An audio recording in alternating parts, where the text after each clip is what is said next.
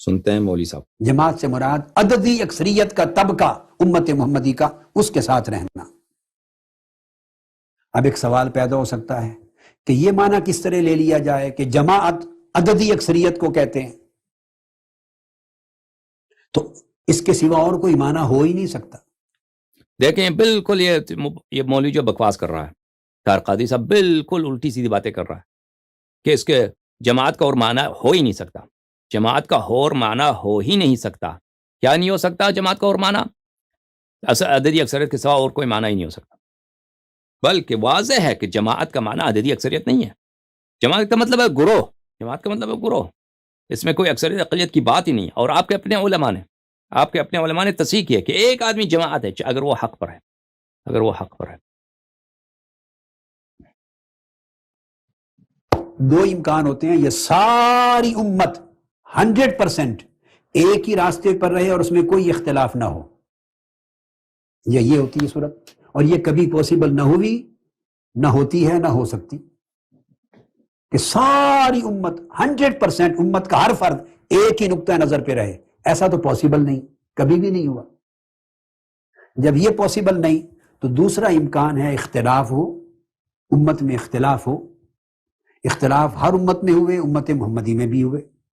جب اختلافات ہوں اور مختلف مکاتب فکر وجود میں آ جائیں تو اس سچویشن میں جب ایگزسٹ کریں تفرقے اور مسالک اور مکاتب فکر، اس سچویشن میں پھر جماعت کس کو کہا جائے؟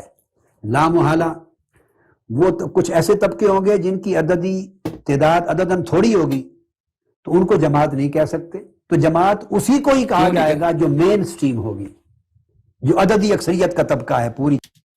بھائی کیوں نہیں کہہ سکتے جو ان کے اگر عدد کم ہے؟ جب رسول پاک صلی اللہ علیہ وسلم کی حدیث ہے الاثنان وما فوقهما جماعہ، 2 اور 2 سے زیادہ جماعت ہیں. ان کی آپ کی اپنی کتاب میں حدیث ہے کہ 2 یا 2 سے زیادہ جماعت ہیں. 2 آدمی نماز پڑھ رہے تھے، رسول پاک صلی اللہ علیہ وسلم نے فرمایا یہ جماعت ہے. تو کم عدد کو آپ کیوں جماعت نہیں کہہ سکتے؟ کیوں جماعت نہیں کہہ سکتے؟ کیا کوئی شرعی بات ہے؟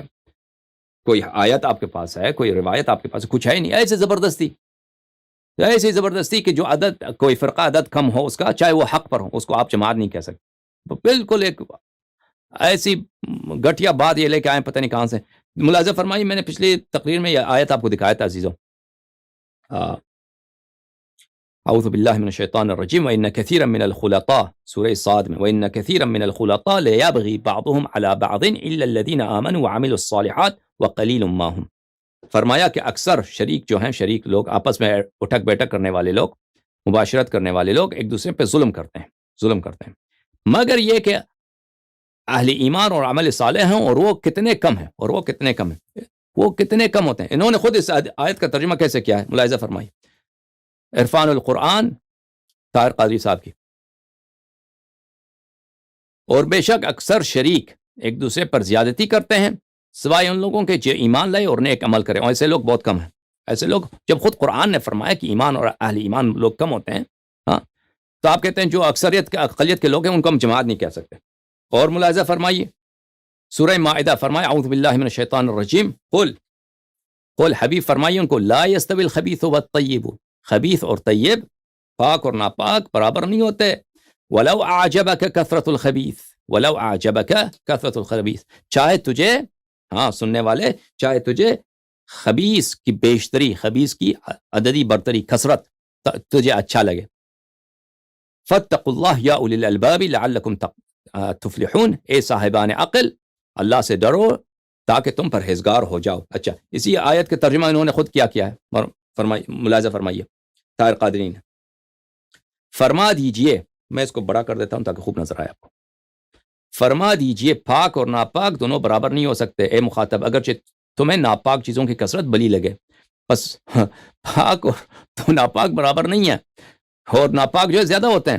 بس اے عقل مند لوگوں، کثرت و قلت کی فرق دیکھنے کے بجائے اللہ سے ڈرو تاکہ تم فلاح پا جاؤ.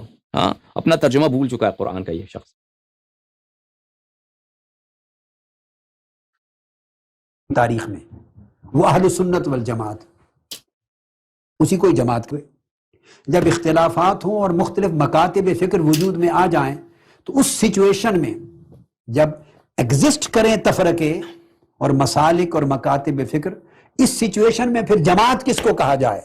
لا محالہ وہ تو کچھ ایسے طبقے ہوں گے جن کی عددی تعداد عدداً تھوڑی ہوگی، تو ان کو جماعت نہیں کہہ سکتے، تو جماعت اسی کو ہی کہا جائے گا جو مین سٹریم ہوگی، جو عددی اکثریت کا طبقہ ہے پوری تاریخ میں، وہ اہل سنت والجماعت، اسی کو ہی جماعت کہیں گے۔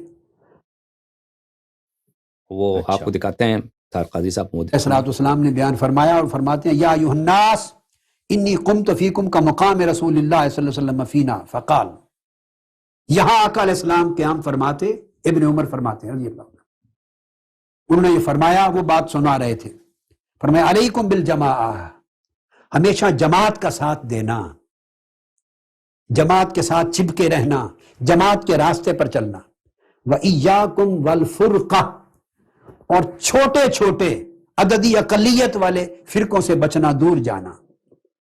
تو فرقہ کہا الگ ہونے والے جن کی تعداد تھوڑی ہوتی ہے، ان سے الگ رہنا۔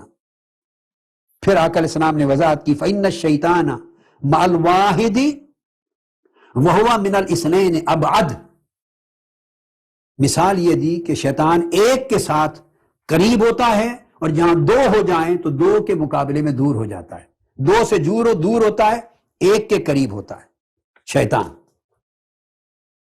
عزیزو، یہ جن احادیث کی طرف اشارہ کرتے ہیں کہ شیطان ایک آدمی کے ساتھ نہیں ہوتا، ایک آدمی کے ساتھ ہوتا ہے، دو سے دور تر ہوتا ہے، تو یہ ایک نہایت ہی ضعیف حدیث ہے ان کے اپنی کتب میں، اور یہ انہوں نے وعدہ دیا تھا کہ شیعوں کے خلاف یہ صرف شیعہ احادیث لائیں گے، یہ صرف اپنی کتابوں کے احادیث یہ نقل کر رہے ہیں۔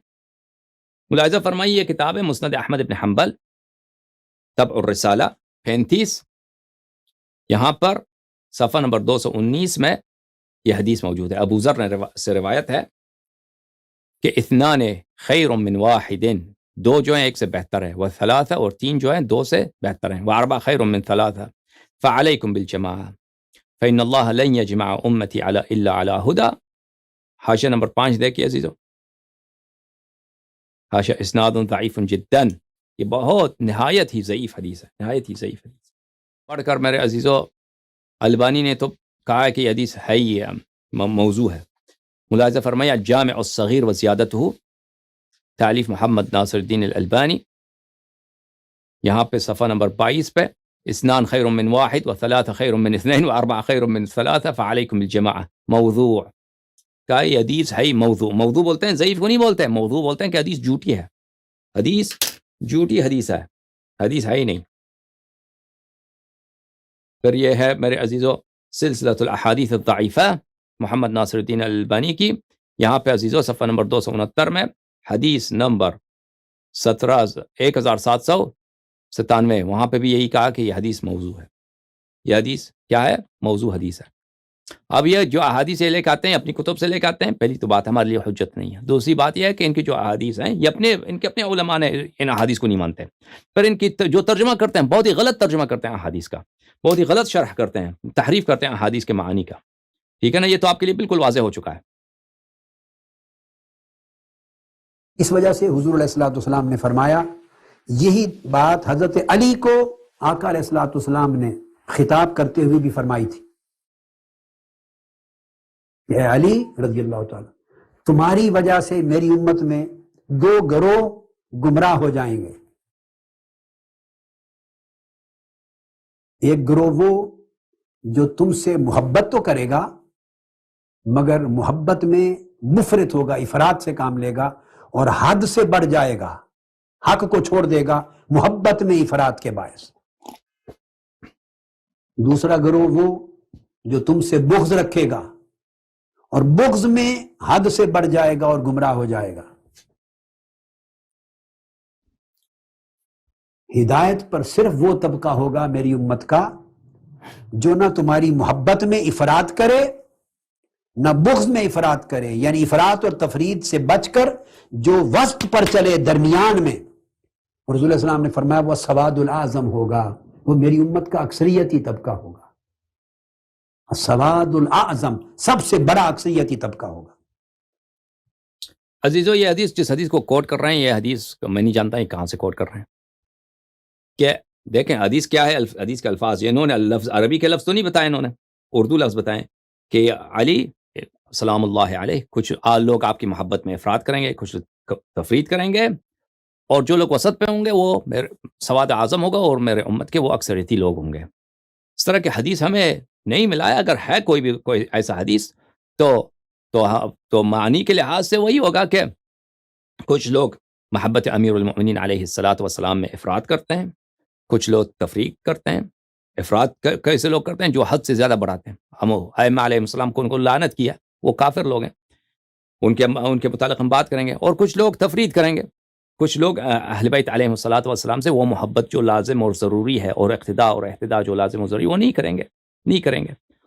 اور جو ان دونوں کے درمیان ہوں گے، جیسے اللہ اور رسول صلی اللہ علیہ وآلہ وسلم نے فرمایا کہ امیر المؤمنین علیہ الصلاۃ والسلام کی طاعت واجب، ان کی محبت واجب، ان سے ایمان اخذ کرنا واجب، ان کے اولاد طاہرین علیہ السلام کی طاعت کرنا واجب، اور نہ ان میں افراد کرتے ہیں، نہ ان میں غلو کرتے ہیں، اور نہ ان کی دشمنوں کی تائید کرتے ہیں، نہ ان سے نہ اہل بیت علیہ السلام سے دشمنی برتے ہیں۔ وہی منہج وسط پر ہیں، اور یہی لوگ، ان کی تعداد چاہے کم بھی ہوں، یہی سواد اعظم ہے۔ ہم اس طریق کو مانتے ہیں، اس بات کو مانتے ہیں، ٹھیک ہے نا؟ اس بات کو مانتے ہیں اس معنی کے ساتھ۔ اگر کوئی ایسا حدیث ہے تو صحیح بات ہے، ٹھیک ہے۔